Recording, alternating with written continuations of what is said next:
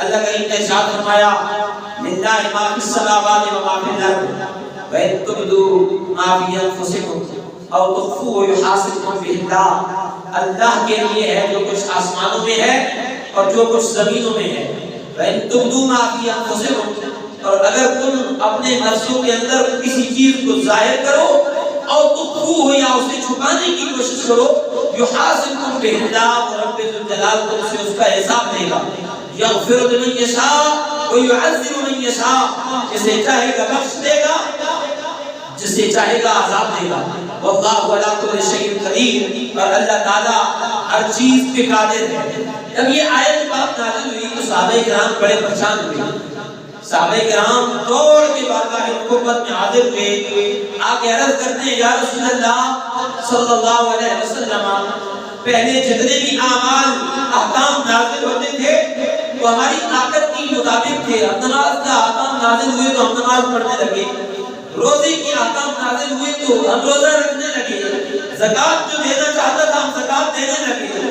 لیکن اب تو یہ جو آیت بات نازل ہوئی ہے کہ تمہارے نفسوں کے اندر جو کچھ ہے، چاہے تم اسے ظاہر کرو اور چاہے تم اسے جو ہے وہ چھپا دو، پھر رب ذوالجلال تم سے اس کا حساب دے گا. ہم تو اپنے وسوسوں کا، اپنے خیالات کا اور اپنی جو ہے وہ باتوں کا جو ہمارے دل کے اندر اٹھ رہی ہیں اس کا حساب دینے کے قابل نہیں ہے. وسوسے انسان کے دل کے اندر، تصورات کے اندر اٹھتے ہیں.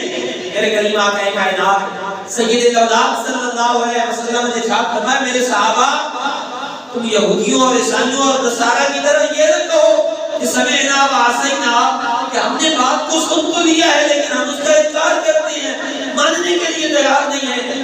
یوں کہو سمعنا واطعنا، پروردگار عالم ہم نے سنا بھی ہے، ہم اس کی اطاعت بھی کرتے ہیں، اطاعت قبول کرتے ہیں. جب صحابہ کرام کی زبان اقدس سے یہ مبارک جملے نکلے کہ ہم نے سنا بھی ہے واطعنا، اس کی اطاعت بھی کرتے ہیں، تو رب ذوالجلال نے دوسرا حکم ارشاد فرمایا آمن الرسول بما انزل الیہ من ربہ والمؤمنون کل آمن باللہ وملائکتہ وکتبہ ورسلہ لا نفرق بین احد من الرسل. یہ ایمان والے تو وہ ہیں جو اللہ کے رسول میں ایمان رکھتے ہیں اور اس پہ ایمان رکھتے ہیں جو نازل کیا گیا ہے اس کے رب ذوالجلال کی طرف سے. اور کل آمن باللہ، یہ سارے صحابہ کرام آمن باللہ، اللہ پہ ایمان رکھتے ہیں، وملائکتہ، اس کے فرشتوں پہ ایمان رکھتے ہیں، وکتبہ، اس کی کتابوں پہ ایمان رکھتے ہیں، ورسلہ، اس کے رسولوں پہ ایمان رکھتے ہیں. لا نفرق بین احد من رسلہ، ان میں سے کسی کے درمیان کوئی فرق نہیں کرتے ہیں، سب کو اللہ کا رسول، سب کو اللہ کا پیغمبر سمجھتے ہیں. تو یہ اللہ کریم نے انہیں مقام اور اعزاز عطا فرمایا. یہاں میں ایک اور بات عرض کر دوں وسوسوں کے حوالے سے. انسان ہے نا، سنیے، انسان کے دل کے اندر، خیالات کے اندر وسوسے آتے رہتے ہیں. تو انسان ان چیزوں کا مکلف ہوتا ہے، وہ چیزیں انسان کی ذمہ لازم ہوتی ہیں جو انسان کر گزرتا ہے، عمل کر دیتا ہے. ایک خیال آتا ہے دل کے اندر، دل کے اندر جو خیال اٹھ رہا ہے چاہے اچھا ہے یا برا ہے، اگر اچھا ہے تو اس میں اجر ملتا ہے، لیکن اگر برا ہے تو اس کو گناہ نہیں لکھا جاتا ہے.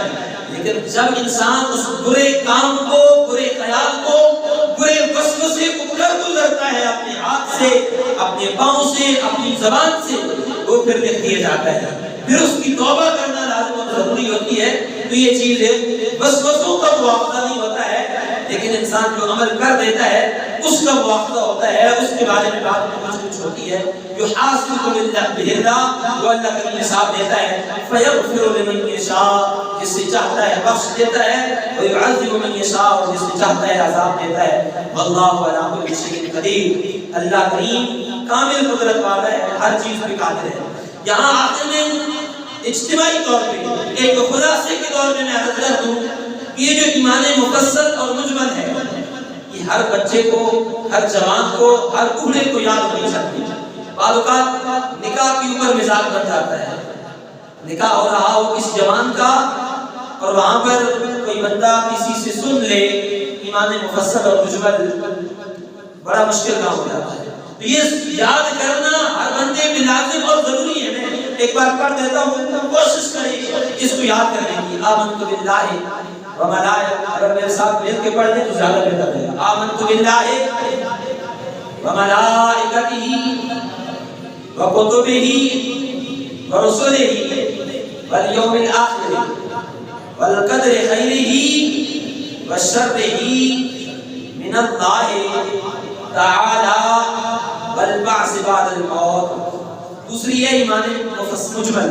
آمنت باللہ کما ہوا باسمائہ وصفاتہ وقبلت جمیع احکامہ اقرار باللسان وتصدیق بالقلب. تو یہ ایمان رکھنا ان چیزوں پہ یہ ہماری ابتدائی چیزیں ہیں کہ انسان کے دل کے اندر یہ چیزیں ضروری ہونی چاہیے. رب ذوالجلال ہم سب کو عمل کی توفیق عطا فرمائے. آخر میں مسئلے کی طرف آتے ہیں.